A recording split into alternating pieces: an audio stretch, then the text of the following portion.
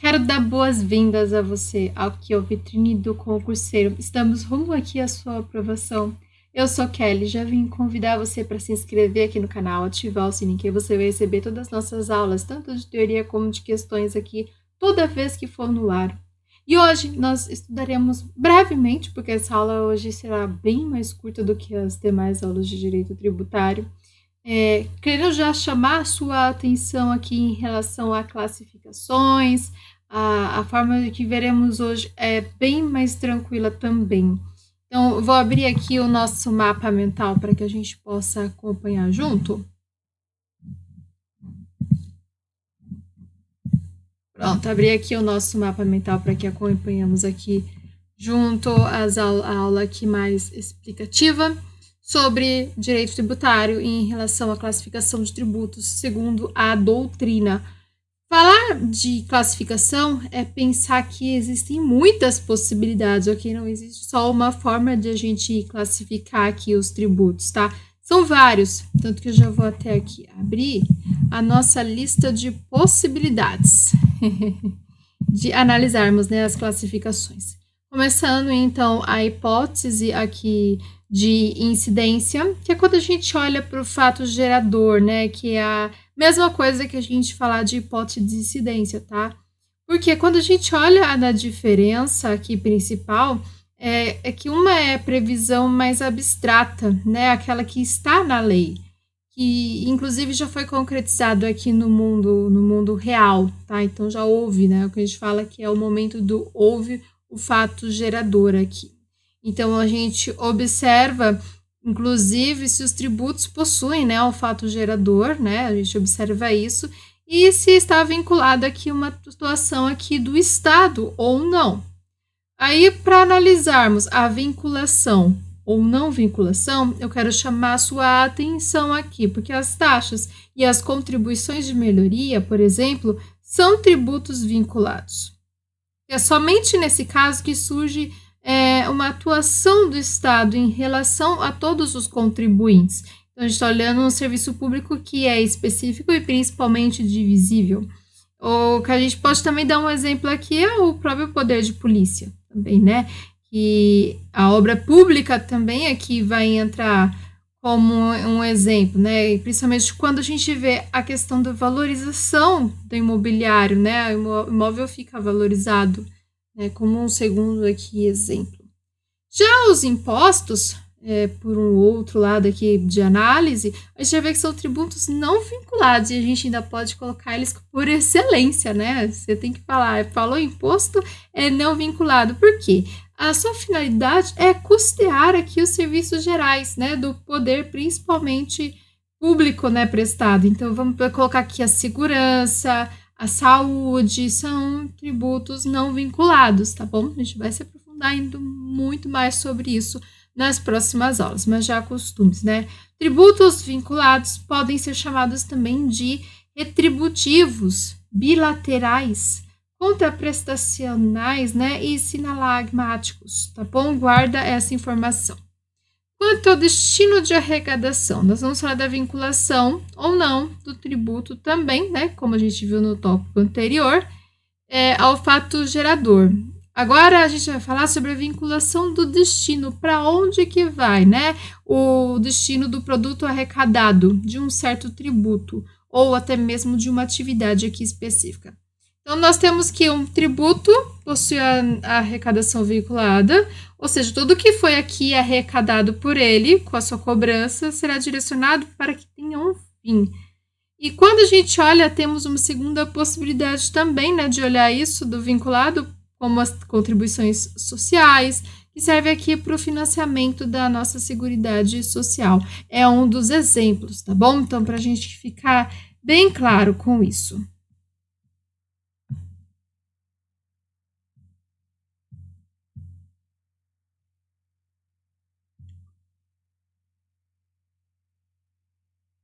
A Seguridade aqui social, a gente costuma ver as contribuições como a Seguridade Social sendo exemplo, né, da nossa prática aqui, tá bom?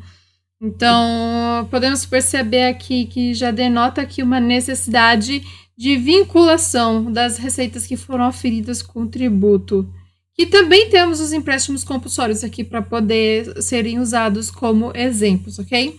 Uma segunda possibilidade é em relação ao tributo que é de uma arrecadação não vinculada, né? A gente viu os dois na hipótese de incidência. Que o Estado pode utilizar, inclusive, os recursos para custear suas atividades gerais aqui, quando a gente fala no destino, tá? O Estado que vai utilizar não vinculado, tá bom? É o caso das arrecadações aqui não vinculadas, tá bom? Então, vamos tentar entender que a CID combustível possui uma receita vinculada a determinadas atividades, tá bom? Essa é uma informação que a gente já vai levar aqui para casa e prestar muito atenção, inclusive. A arrecadação dos impostos, quando não são vinculados, como, por exemplo, o imposto, né, a gente vai ver como exemplo, não pode ter destinação específica. Isso está previsto na Constituição Federal, inclusive. Quando falamos de taxas, elas não existe qualquer previsão constitucional, tá? No que vai me determinar aqui a destinação específica. Claro que eu vou ter ainda exceções de taxas, por exemplo, judiciárias, né? Onde a Constituição, inclusive, vai vincular aqui expressamente as receitas que são decorrentes desse tributo, né? E a gente vai observar que eles servem para custear aqui a arrecadação aqui de serviços afetos às atividades específicas, principalmente da justiça, né? Que a gente está falando, né? Dessas judiciárias. Quando a gente olha as constituições estaduais ou até mesmo as leis orgânicas, né, que são dos municípios, a gente vai ver que não pode vincular a arrecadação das taxas e, inclusive, pessoas jurídicas do direito privado, tá bom? A destinação das taxas aqui só podem ser feitas a fundos públicos, tá? Ou até mesmo quando a gente está falando de entidades do direito público. Aí a gente encontra, inclusive, a necessidade de um destino de arrecadação tendo uma relação muito forte com a atividade estatal, né? Que foi quem justificou essa cobrança, né, da taxa, por isso que não vinculado. Agora, quando olhamos para as contribuições de melhoria, não faz sentido terem a destinação aqui vinculada, né? Por exemplo, a uma obra pública, a qual a gente teve, por exemplo, a valorização aqui de um imóvel, já que esse tributo só pode ser cobrado a realização da obra, né? E, consequentemente, aí a sua valorização, como a gente falou na aula anterior, né? Essa é a destinação, né, da arrecadação quando a gente olha para quando ela foi vinculada ou não vinculada, tá bom? A gente pode olhar para a finalidade, né? Nem sempre, né, a gente vai ver a cobrança dos tributos, vai ter, né, necessariamente uma finalidade de arrecadação de tributos, né? Quase sempre vai ter a finalidade aqui do Estado, né? Que vai ser o principal objetivo, né? Que inclusive chamamos isso de tributo fiscal. Mas não é a única forma, porque a gente pode utilizar, inclusive, para intervir na economia do país. São os famosos tributos extrafiscais, né? Que a gente vê onde o governo vai querer restringir ou a questão da importação de um determinado produto, por exemplo, né? Então, a gente vai observar que vai ser majorado as alíquotas de imposto de importação e consequentemente, veremos uns reflexos, né? E inclusive, que seja imediatamente, né? A gente está pensando em algo que seja imediato. A principal função aqui da extrafiscalidade que a gente está olhando é a prossecução dos objetivos econômicos sociais aqui, tá bom? É muito importante, porque a gente vai ter, dentro dessa extrafiscalidade, um sentido próprio que vai englobar todas as normas jurídicas de tributação, são os impostos, né? Aqui a majoração dos impostos, vamos ver as normas jurídicas de não tributação, também sendo efetivamente mediante aí a concessão de benefícios fiscais aqui presentes, tá bom? Muito importante a gente observar isso. Não existe tributo que se presta unicamente à fiscalidade ou extrafiscalidade, tá bom? Porque a gente já viu que os dois objetivos aqui vão sempre buscar conviver harmoniosamente, falando aqui, né? Com uma figura aqui mais impositiva, apenas o lícito aqui vai buscar verificar, né? E por vezes até um predomina sobre o outro, tá bom? Então a gente tem que tomar muito cuidado. O imposto de importação ele vai ter a finalidade principal, que na intervenção de economia, já que eu já estava citando nele, né? E como objetivo secundário dele também tem a obtenção de recursos, a gente não pode esquecer disso, tá? Mas é um lado mais secundário de ser visto. Além dos impostos fiscais, extras fiscais, nós vamos ter os parafiscais, que é aquele que a lei cria para nomear uma outra pessoa jurídica para ser sujeito ativo, né, capaz de cobrar os tributos, né, e destinar-lhe o de recurso que foi arrecadado. Então, temos exemplos que as contribuições são prestadas pelas autarquias, né, aquelas que são de regulamentação, até mesmo de fiscalização, né, de atividades profissionais, como o próprio CRC, dentro da contabilidade, né, ou CRM. E a gente vai ver que elas se fazem muito presente quando a União vai arrecadar os recursos, né, que são desde que sejam destinados a uma outra pessoa jurídica que não seja o próprio Estado, são as autarquias aqui no caso. Nem todas as contribuições relacionadas aqui na Constituição Federal, é importante a gente falar, pode ser chamado de contribuições aqui para fiscais, tá bom? Pois algumas são arrecadadas pela própria União e o destino é a própria Seguridade Social, né? Como é o caso do COFINS e do CSLL, tá bom? Muita atenção. Agora olhamos para a possibilidade de transferência do encargo aqui no caso tributário, onde a gente vai ver que há tributos com permissão, inclusive constitucional e por lei, né? Legal, que vai ter característica de transferência aqui do encargo econômico, tá? Principalmente para quem está consumindo. Ou seja, nós temos lá o vendedor que vai incluir um tributo no preço a ser pago pelo seu cliente. Quase nunca vemos isso, né? A gente fala, mas é o cliente que paga tributo aqui no Brasil, né? São os tributos indiretos, tá? Que são aqueles que é o cliente que acaba pagando. Esse é o nome deles. Você paga esses tributos e você está pagando tributo indireto. Então, o vendedor é quem recolhe o valor aos cofres públicos, né, no final do rolê. Então, os tributos são quem paga são os consumidores, né? Então, a gente vê a figura do contribuinte direto quando é o próprio comerciante que é pagado. E vemos o contribuinte de fato, né? Quem sofre o ônus, né? O ônus do financeiro, que somos nós, né? Muitas vezes. Então, a empresa é o contribuinte de direito e nós, quando acabamos pagando, somos os contribuintes aqui de fato. Muita atenção com isso. Os tributos não permitem essa transferência, né, que a gente está citando aqui, que acontece na prática no dia a dia. Porque o contribuinte de direito é o mesmo, né, de acordo com o tributo de fato. Então, a gente vai ver um exemplo, um sujeito vai possuir um imóvel, né, tem que pagar quem? O IPVA. Há a possibilidade de ele passar esse ônus a outra pessoa. Esses são os tributos diretos, né?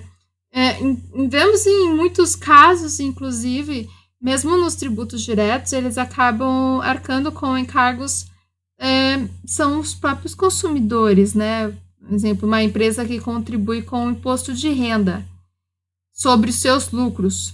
A gente vai observar que inclui, né, esse tributo no preço de custo, né? Então, ele tem que pagar, ele vai e bota esse tributo lá para o cliente final pagar.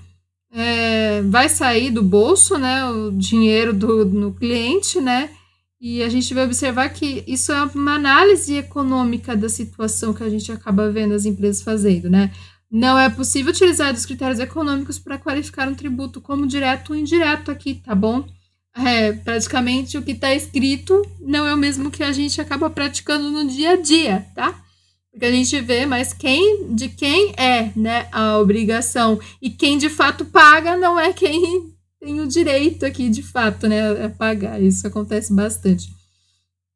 A gente vai sempre observar o que a lei ela institui, tá? Possibilidade de transferência do encargo tributário é você ter que pagar um tributo e você faz com que seu cliente no final acabe pagando nas vias de fato, tá? Não que isso seja na lei, tá? Porque a gente tem o contribuinte de direito e o contribuinte de fato. Vamos observar em relação à variação de alíquota. O que significa isso? Nós temos que ver que a regra sempre um tributo é calculado pela multiplicação da base, no caso do seu cálculo de base de cálculo pela alíquota, tá?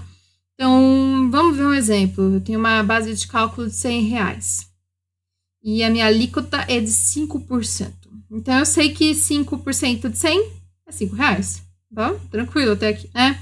Então, eu tenho que a alíquota, ela pode ser variável, ou seja, 5%, ele independe aqui da variação da base do cálculo, né? Pode ser que vá para mais, pode ser que vá para menos, né? Teremos aqui um tributo que a gente chama de proporcional.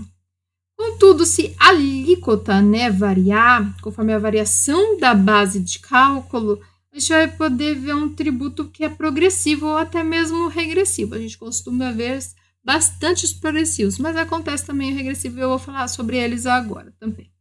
Então, a alíquota vai se comportar aqui de acordo com a alteração da base de cálculo, tá? Para a gente poder observar. Então, se eu tenho um aumento da base de cálculo, vai me implicar o aumento da alíquota. Então, eu tenho o tributo progressivo. Um exemplo, imposto de renda de pessoas físicas, acontece bastante isso, né, com a tabela de diversas alíquotas.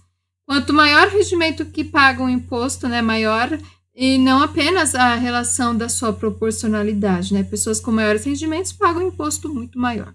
Momento Jabá Time para você que ama papelaria fofa, precisa renovar aí seu estoque, canetas, papéis, estojo, cadernos personalizados, você encontra com a gente. Na descrição do vídeo você vai ter um link que você terá acesso a materiais que nós temos aqui e muitos outros tipos também para você poder escolher e acessar. Claro, estudante aqui conosco tem a opção de ter cupom de frete grátis. Corre e não perca mais essa chance. Então, por outro lado, quando a gente olha o aumento da base de cálculo, né, que ocasiona a redução da alíquota do tributo, a gente tem um tributo que é regressivo. Como eu disse, não é muito comum de acontecer, mas a gente tem que observar, porque as pessoas que oferem, né, maiores rendimentos, a em tese acaba se submetendo a uma curiosidade e aí numa incidência inferior, né? Essa é a base lógica da regressividade, né? Então, o consumo do mesmo produto vai gerar uma tributação aqui mais onerosa, principalmente quando falamos sobre uma renda de pessoas que possuem menor capacidade de contribuinte, né, de contribuir, que a gente está tendo um efeito aí regressivo. Então, a gente vai usar sempre como regra, observar que um tributo ele vai ser calculado pela multiplicação da sua base de cálculo pela alíquota. A base de cálculo e vezes a alíquota. Que na teoria a gente fala assim, poderíamos ter um tributo que é fixo, um valor fixo aqui independente, inclusive, de qualquer base de cálculo aqui para a gente poder observar, tá bom? Essa foi basicamente a classificação que a gente faz quando olha, né, para essa base, né, introdutória aqui, né, do direito. Agora, para partir, mesmo sobre as limitações, vou falar um pouco das limitações constitucionais ao poder de tributar e hoje especificamente aqui eu vou falar sobre o princípio da legalidade e um pouco das exceções desse princípio da legalidade, tá bom? Mas vamos começar do princípio, né? Falar que a gente já estudou, principalmente aqui dentro de aulas do nosso direito constitucional, que para a formação do Estado nós precisamos de basicamente 3 elementos, tá? Sabemos que temos o território, o povo e o governo que é soberano, né? A soberania aqui que a gente fala desse governo, ela é mais quando a gente tem a capacidade do poder de tributar, né? Esse Estado pode tributar, tem um poder aqui. E o Estado vai existir para a concessão aqui do bem comum, né? O social aqui. Então, teremos poderes para que a gente possa agir de forma que tenham condições de superioridade. Todos os entes federados, eles vão receber uma competência tributária para poder cuidar, olha que bonitinho, né? Para instituir nossos tributos, né? Sejam os impostos, sejam as taxas, contribuições de melhoria, por exemplo, né? Aqui para citar. O poder aqui de tributar não é limitado, eu não posso sair tributando aqui qualquer um, não, senão viraria a festa do arroz, né? Inclusive, não seria justo, né? Acabaria prejudicando a vida financeira aqui de todo mundo. Inclusive, se você lembrar da aula de história, houve épocas que isso aconteceu muito. Agora, hoje em dia, não pode, tá? Há uma limitação, na verdade, várias limitações, para que a gente não saia tributando e prejudicando a vida das pessoas. Então, lembramos que esse poder, que a gente está chamando aqui, né, de Estado, de governo, ele representa a vontade do povo, que é quem vota para estar lá, né? Estamos falando aqui de um Estado que é democrático de direito, né? Previsto, inclusive, no nosso texto constitucional. Então, falamos que o poder de tributar é um poder de direito, né? entre o contribuinte e o Estado. Essa é a relação, né, que é dotada de juridicidade. Juridicidade é lei, que é o nosso primeiro princípio que aprofundaremos hoje, inclusive. Não é só a imposição aí, sair fazer de qualquer jeito, não, tem lei para nos guiar, tá? Então vamos lá falar que a nossa Constituição Federal vai ter diversas limitações com base em princípios e principalmente imunidades tributárias. Princípios, claro, estamos falando de princípios, de regras, né, que vão disciplinar toda a forma aqui para que a gente possa instituir, né, leis e inclusive também modificar leis. Ou seja, dentro aqui do nosso direito tributário, estamos falando especificamente de tributos. Eu quero instituir um tributo novo ou até mesmo modificá-lo, eu vou levar em consideração o que a lei me pede, tá? Então, a gente está olhando sempre para princípios e imunidades. Nem todas aqui as limitações são previstas, tá? Dentro da Constituição, dentro do nosso texto constitucional. Pode haver outras garantias asseguradas, além daquelas que são previstas no texto, tá bom? A gente tem que levar isso em consideração, sim. Mas há limitações sempre previstas, né, na Constituição Federal, como, por exemplo, a gente conhece já a imunidade de pagamento de taxas. Elas existem, olha que legal, né? Por exemplo, para emitir uma certidão, né, a gente não precisa. Ou até mesmo quando a gente para olhar sobre direitos e garantias, né? Principalmente da não exclusão de outros decorrentes do regime dos princípios, como, por exemplo, tratados internacionais quando acontece. E também temos que observar, no caso, quando houver lei complementar, né, que vai regulamentar, inclusive, as limitações. Quando falamos aqui da presença de uma lei complementar, ela serve apenas para regular as limitações constitucionais. Ela não vai ter uma autonomia para instituir novas limitações, tá? Porque isso já está dado lá no texto constitucional, tá bom? Vamos observar que nós temos as limitações ao poder do tributar e principalmente das cláusulas pétreas, tá? É isso que a gente vai falar aqui. Principalmente que sabemos que os direitos e principalmente as garantias individuais não podem ser abolidos, tá? Por emenda constitucional. Essa é a informação que você tem que ter e não pode ter dúvidas sobre isso, tá? Então, a gente cria-se uma blindagem, né, para proteger que não sofra aqui sucessivas emendas para que desvirtue, inclusive, os princípios que já foram consolidados, né, que já foram adquiridos, assim, de uma forma bonita para a gente poder falar. Então, para reduzir, para criar exceções, né, também, suprimir, proibir, a gente tem que sempre observar que a emenda constitucional, é permitido que uma emenda constitucional venha acrescentar novos direitos aos contribuintes, mas jamais tirar, né, retirar, né, limitar aqui, no caso, por uma forma ruim, o que já foi conquistado. Então, nós temos lá que, de fato, nós temos a forma federativa do Estado, né, que também é uma fórmula de cláusula pétrea.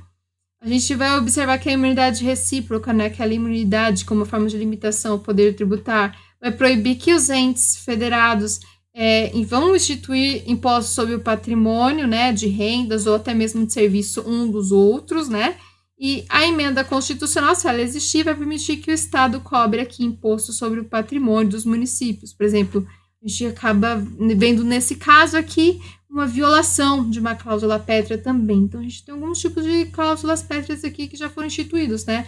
Somente a limitação ao poder tributar referente aos direitos não é somente uma das formas, né? Na verdade, é uma das formas, né? Apenas, não todas, nem tudo. A imunidade recíproca também é um outro exemplo para a gente poder analisar cada situação. Então, vamos ver o que a gente já tem aqui consolidado como cláusula pétrea. Nós vamos ter o princípio da anterioridade, você não pode ficar mudando ela. Princípio da anterioridade nonagesimal, também não pode ficar mudando ela. Princípio da imunidade tributária recíproca, não pode ficar mudando. Imunidade dos templos de qualquer culto. Imunidade do patrimônio, renda e serviços dos partidos políticos, entidades sindicais e instituições de educação e assistência social sem fins lucrativos, e imunidade dos livros, jornais, periódicos e o papel destinado à sua impressão também aqui são considerados todos eles como cláusulas pétreas, tá? Então a gente tem que tomar cuidado, porque acaba criando as imunidades, né, que a gente tanto fala, né? Então vemos que as limitações constitucionais aqui ao poder de tributar, essa é a base das bases das bases. porque agora a gente vai aprofundar o nosso querido princípio da legalidade. Ou seja, nós temos que ter uma lei para instituir ou até mesmo aumentar aqui um tributo, tá?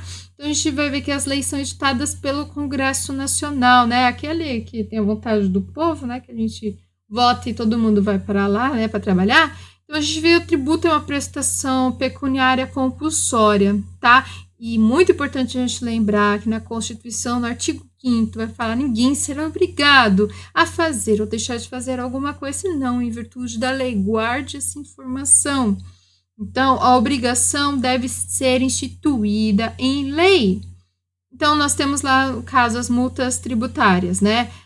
Apesar de elas estarem distantes aqui do conceito de tributo, deve estar lá instituído em lei, pois elas são prestações que são obrigatórias. Falar de princípio da legalidade é a mesma coisa, está associado ao princípio da reserva legal, tá? Então, se por acaso uma banca comparar aí princípio da legalidade com reserva legal, é o mesmo, tá certinho, tá?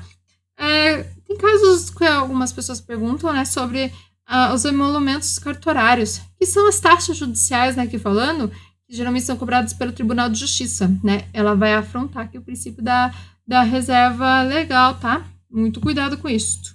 Institui, né? A gente está falando de dispositivo constitucional que vai instituir ou até majorar, a mesma que vai reduzir ou extinguir um tributo, tá? Esse é o que a gente olha para uma norma. Instituição, extinção, majoração e redução só pode ser feito mediante a lei, tá? Além disso, outras coisas que podemos fazer somente mediante a lei é a definição do fato gerador, né? Aquela que é a obrigação tributária principal. A fixação de alíquotas também em sua base de cálculo. E também vemos a combinação de penalidades, ou seja, por ação ou até omissão contrária a seus dispositivos ou para infrações nelas que são definidas, tá bom? Temos a questão das multas, né, que são combinação de penalidades. Elas precisam ter ali uma lei para poder instituir, tá? A gente vê, inclusive, atos infralegais, como os decretos, que não possuem competência aqui para criar penalidades. Então, precisa de lei aqui no caso das multas, tá? Os atos infralegais, como decretos, por exemplo, não são possíveis criar aqui penalidades, tá bom? A delegação aqui que a gente vê do Congresso Nacional ao presidente da República via leis delgadas é possível, tá? Ela está prevista lá no texto da Constituição. E não é qualquer vício, não há qualquer impedimento para isso, tá? Porque a gente fala muito sobre as medidas provisórias, né? Inclusive sobre matéria tributária, que a gente vai ver. Essas leis delegadas aqui são pouco utilizadas, né? Porque o que é mais fácil para o presidente fazer, o presidente da República fazer, é as medidas provisórias, né? Que são os próprios atos normativos aqui, editados pelo presidente da República, né? Que tem uma vida curta, em tese, aos requisitos constitucionais, quando a gente fala principalmente necessidade de urgência e relevância. E vamos ver que, em alguns casos, podem sim ser levados para o Congresso Nacional, podendo ou não ser transformado, inclusive, em lei, se for necessário, né? Para lembrar o que é característico, né, considerado urgente ou relevante, né, são a questão da apreciação que fica ali no caráter do presidente da República, tá? São bem políticos aqui os requisitos, né? E a gente vê aqui a admissão do controle judicial, né? Se houver excesso do poder, né? A gente tem que levar tudo em consideração. Então, a gente vê discussões a respeito das possibilidades, né, principalmente das próprias medidas aqui provisórias, quando a gente fala da matéria aqui tributária, se seriam capazes de instituir os próprios tributos, né? A gente tem que levar isso bastante em consideração. Podemos guardar que as matérias aqui tributárias, quando a gente olha para as MPs, né, quando a gente está falando de MP aqui, guarda são as medidas provisórias, né, principalmente. Matéria tributária, bem como instituir tributo, né? Inclusive está lá na Carta Magna, a gente pode ver, né? Elas podem sim instituir tributos, tá? Há uma proibição aqui dentro da Constituição Federal que vai versar sobre as matérias reservadas em lei complementar, né? A gente vai ver o acesso restrito aqui às leis complementares, tá? A gente vai ver ao longo do curso, para a gente poder até mesmo acabar, entre aspas, decorando, né? Que são tributos cuja instituição deve ser realizada por meio de lei complementar, empréstimos compulsórios, impostos residuais, contribuições residuais, imposto sobre grandes fortunas, imposto sobre produção, extração, comercialização e importação de bens e serviços prejudiciais à saúde e ao meio ambiente, né, que é o imposto seletivo, né, o IS, agora com a reforma tributária, imposto sobre bens e serviços, o IBS, também reforma tributária, e contribuição sobre bens e serviços, CBS, também reforma tributária, tá? Falaremos agora sobre as exceções do princípio aqui da legalidade. Elas existem, né? Mas a regra geral aqui é a instituição, extinção, majoração e redução como forma de obedecer aqui, né? Regra geral. Mas nós temos as exceções, né? Que são todos os tributos são criados e extintos por lei. A gente sabe que vai existir exceção. A gente vai pensar as exceções, ao princípio, no que vai alterar unicamente alíquotas, tá? Dentro dos nossos limites legais, ou seja, são o II, Imposto de Importação, o IE, Imposto de Exportação, o IPI, Imposto sobre Produtos Industrializados, e o IOF, né? Imposto sobre Operações Financeiras. É possível aqui a alteração das alíquotas e bases de cálculo. Porém, isso é o CTN que fala. Na Constituição vai falar que apenas a alteração é possível das alíquotas como exceção. Então, cuidado, não pode base de cálculo. Alterações de alíquotas não ocorrem por lei. A gente está falando de via atos infralegais, ou seja, um decreto do presidente da República, por exemplo. Os tributos extras fiscais, né, a finalidade aqui não é arrecadar, regula a economia, como a gente viu. Então, a gente vê que eles querem cumprir os fins, né, que são os propostos, né, sobre a flexibilização, principalmente, de intervir na economia com agilidade, com eficácia, né, caráter de urgência, né, também a gente observa isso.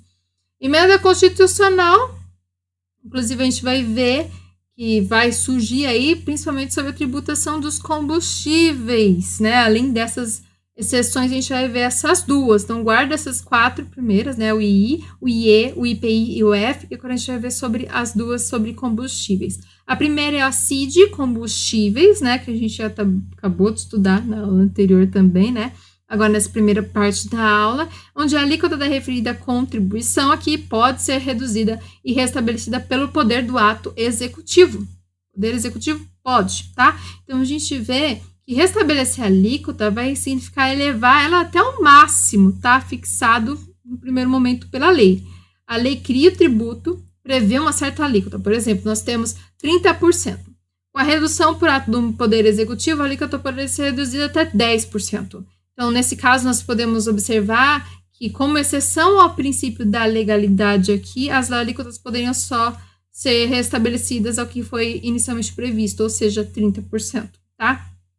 Caso isso em algum momento apareça para você, meu querido concurseiro, a gente vai levar que, além desse percentual, estaremos caracterizando aqui a majoração, principalmente das alíquotas, né? Que deve sempre ocorrer por meio de lei, tá?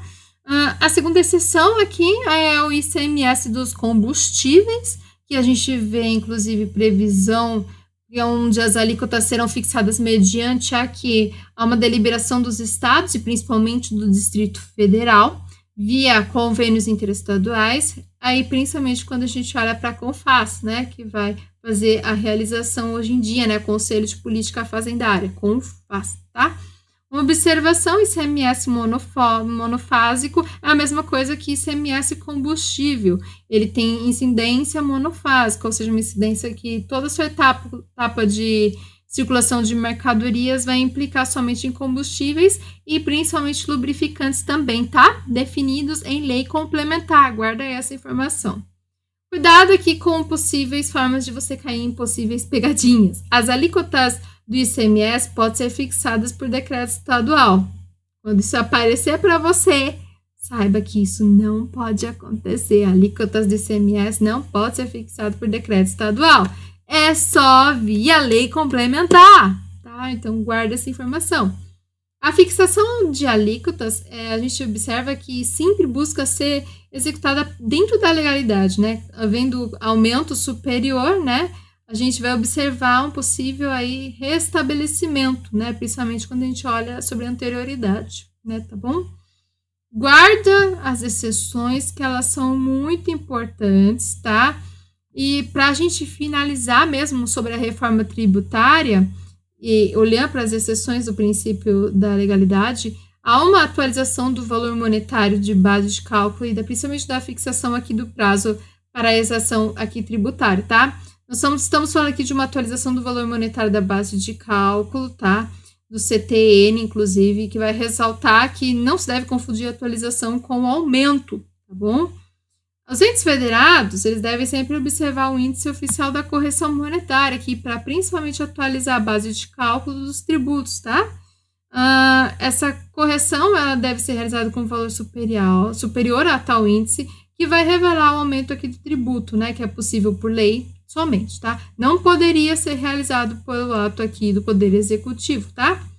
Com a emenda constitucional 132 de 2023, a famosa da reforma tributária, nós vamos ver que ter sua base de cálculo atualizada pelo Poder Executivo conforme critérios estabelecidos em lei municipal, isso lá no artigo 156. Já era pacífico no âmbito da jurisprudência, mas a gente vai observar dentro da súmula STJ 160, é defeso, né, que o município atualizar o IPTU mediante decreto em percentual que é superior ao índice oficial da correção monetária, tá bom?